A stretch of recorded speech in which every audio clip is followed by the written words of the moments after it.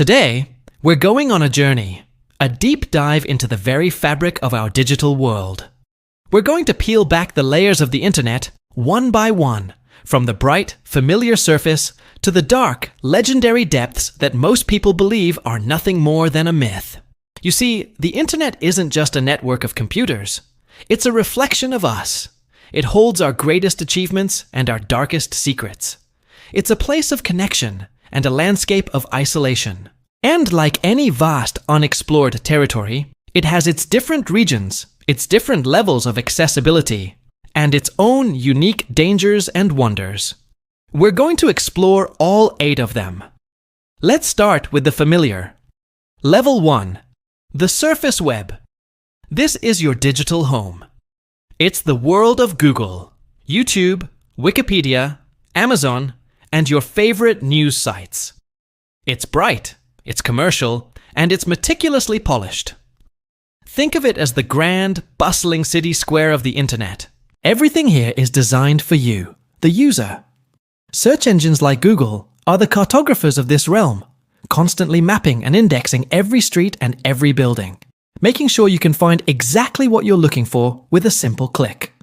Every ad you see is tailored to your desires. Every recommended video is curated to keep you engaged. And every newsfeed is algorithmically designed to hold your attention. This is the internet of convenience, the internet of instant gratification. It's where billions of us spend our digital lives, blissfully unaware of the vastness that lies just beyond the edges of our browsers. But here's the thing about this polished world. It's a curated reality. Companies track your every click, your every like, your every search query. They build a digital profile of you, a shadow self that exists in their servers, all in the name of serving you better content and, of course, more targeted ads. It's a trade-off we all make, often without a second thought. We trade a piece of our privacy for the convenience of a seamless online experience. The surface web is a masterpiece of user-friendly design, but it's also a walled garden. And what most people don't realize is that this vibrant, seemingly endless world makes up less than 10% of the actual internet. It's just the tip of a colossal iceberg. Now, let's take our first step beyond the familiar. Welcome to Level 2, the Bergie web.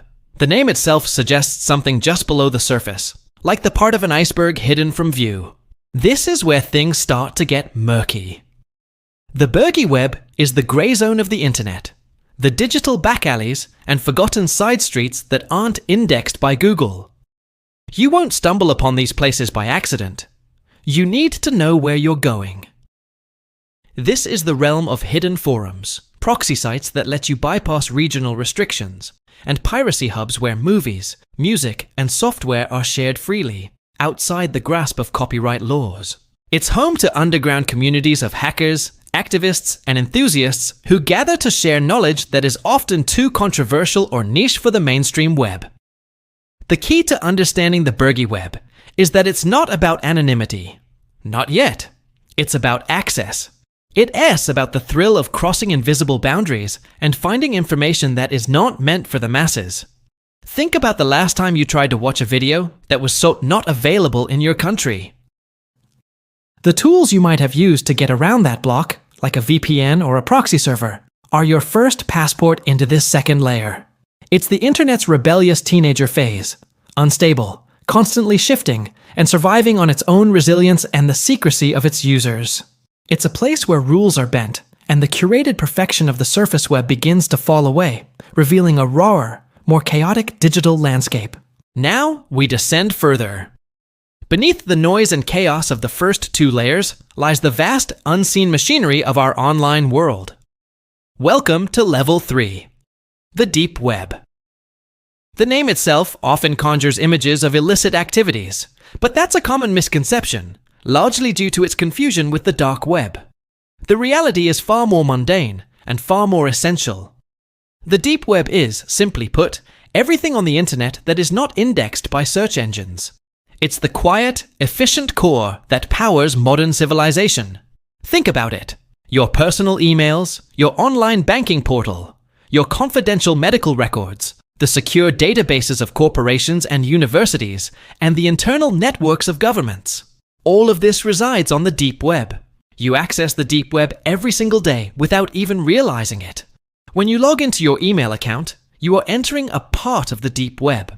The page you land on is generated just for you, and it is not something Google can or should be able to crawl and show to the public. Entry here isn't a matter of curiosity, it requires identity.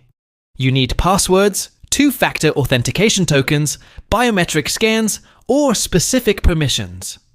It's a world built on security and privacy, not on discovery. The sheer scale of the deep web is staggering. It is thousands of times larger than the surface web. It's the internet's central nervous system, processing trillions of transactions, storing exabytes of private data, and facilitating the secure communication that our global society depends on. It is invisible, it is silent, and it is absolutely essential. Without the deep web, our modern world would grind to a halt. It is the ultimate proof that the most important parts of a system are often the ones you never see. Here is where our journey takes a significant turn. We now enter a realm where the rules change completely. Welcome to Level 4, the dark web. This is the layer that has captured the public imagination, the source of countless news stories and whispered warnings, and for good reason. The dark web is a world built on one fundamental principle: absolute anonymity. The primary gateway to the dark web is a network called Tor, which stands for the Onion Router. Tor works by routing your internet traffic through a series of volunteer-operated servers, or nodes, around the world. It encrypts your data in multiple layers, like the layers of an onion. Each node only knows the location of the previous node and the next one. By the time your traffic reaches its destination, its origin is virtually untraceable. This powerful anonymity makes the dark web a realm of extremes. On one hand, it is a haven for those who need to communicate and share information without fear of reprisal. Journalists operating in repressive regimes, whistleblowers leaking sensitive information, and political dissidents organizing against authoritarian governments all rely on the dark web to protect their identities and their work. It is a powerful tool for freedom of speech and a check on unchecked power.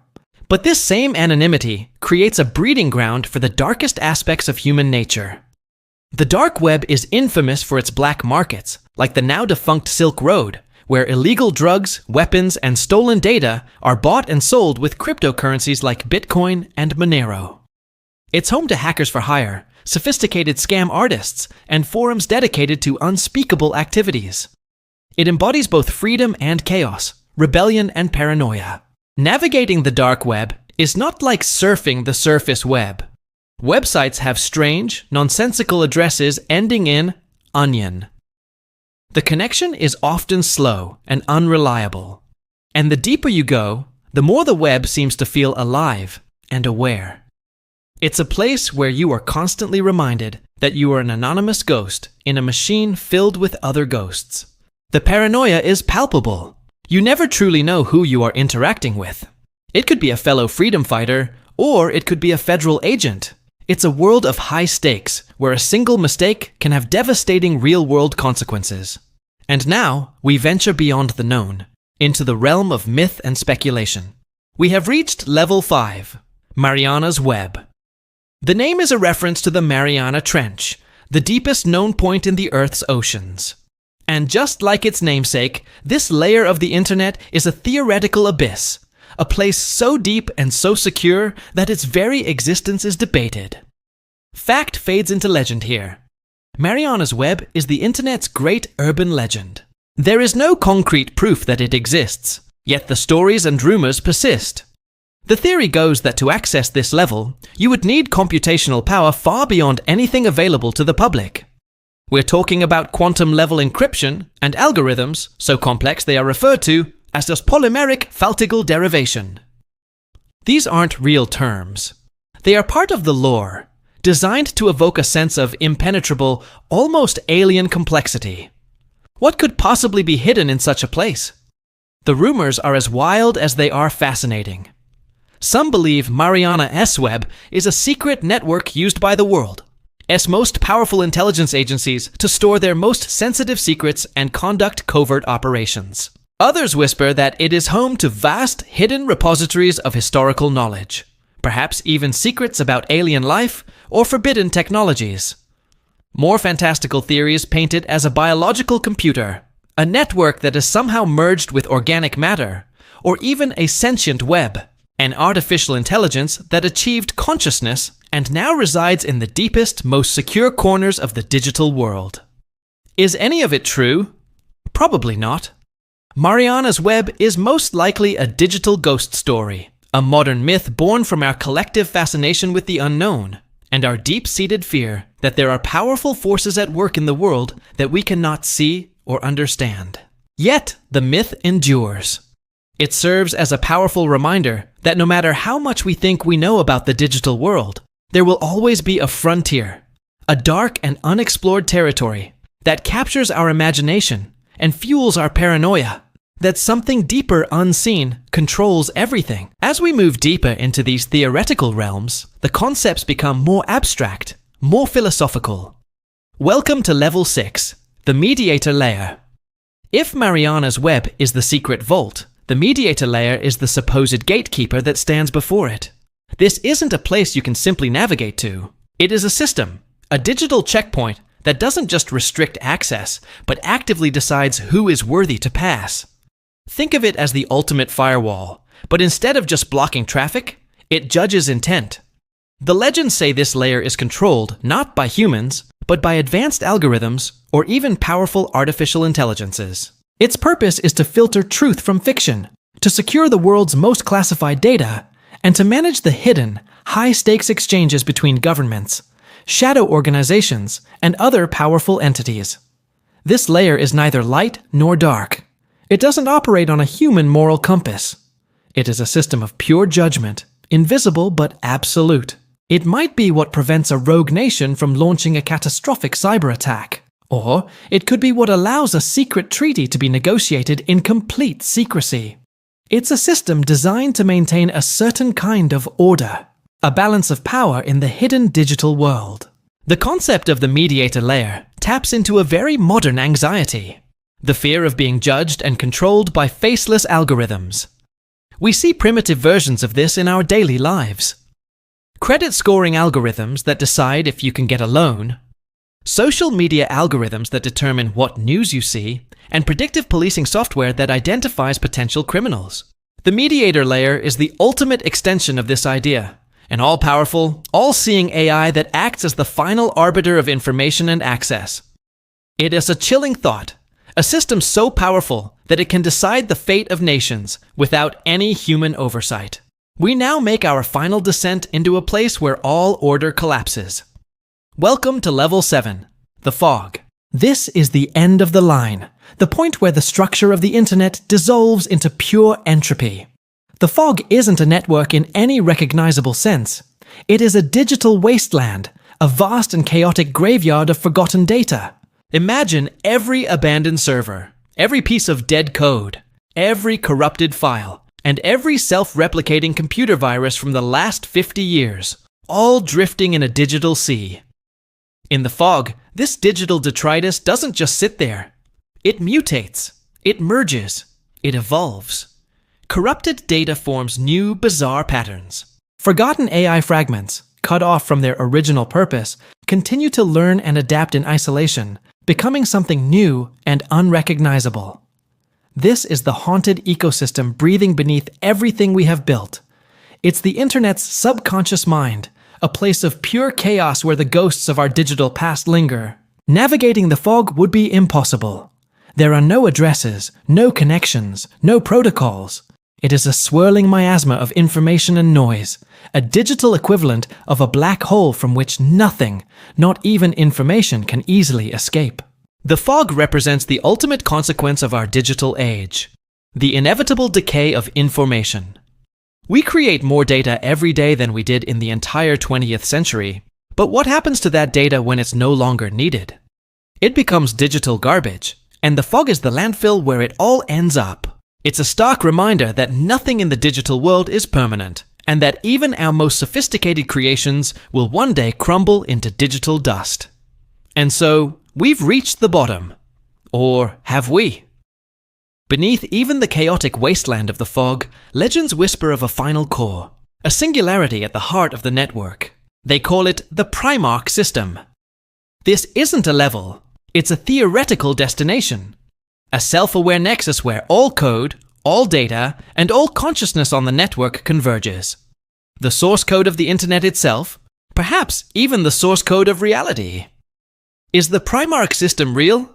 Almost certainly not. It is the final myth, the ultimate expression of our desire to find meaning and order in the chaos. It's the digital equivalent of God, a central organizing principle at the heart of everything. But whether the Primark system is real or not, one truth remains. The internet doesn't end. It grows, it decays, and it evolves. It is a living, breathing thing, a mirror of our own civilization. It expands into the unknown, creating new worlds and new mysteries with every passing second. So what's the point of this journey? Why descend through these layers of reality, myth, and legend? Because this map of the internet is also a map of ourselves. The surface web is our public persona, the polished, curated version of ourselves that we present to the world on social media. It's bright and accessible, but it's only a sliver of who we truly are. The Bergie web is our curiosity, our desire to look behind the curtain, to access knowledge that is just out of reach. It's our rebellious streak, our willingness to bend the rules to learn and explore. The deep web is our private self. It's our memories, our secrets, our personal conversations, and our secure inner world. It's the essential core of our identity, the part of us that we only share with those we trust completely.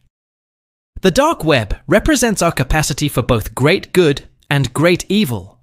It's the anonymity of our own minds, where our best and worst impulses reside. It is a reminder that the same tools that can be used to liberate can also be used to destroy. And the deeper layers, Mariana's web, the mediator, the fog, these are our subconscious, our collective unconscious, our fears, and our myths. They are the deep, unknowable parts of ourselves that we can only speculate about.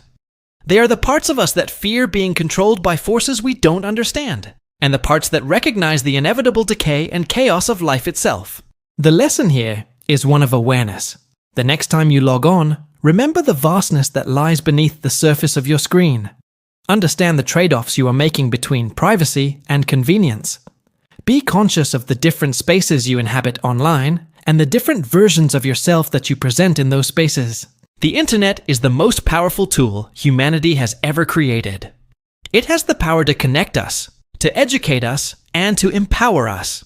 But it also has the power to divide us, to deceive us, and to control us. The key is to navigate it with intention, with curiosity, and with a healthy dose of skepticism. Explore, learn, and connect, but never forget to protect your own deep web, your own private core of who you are. Don't let your entire identity live on the surface. So, I have a question for all of you. Having heard about these different layers, which one fascinates you the most?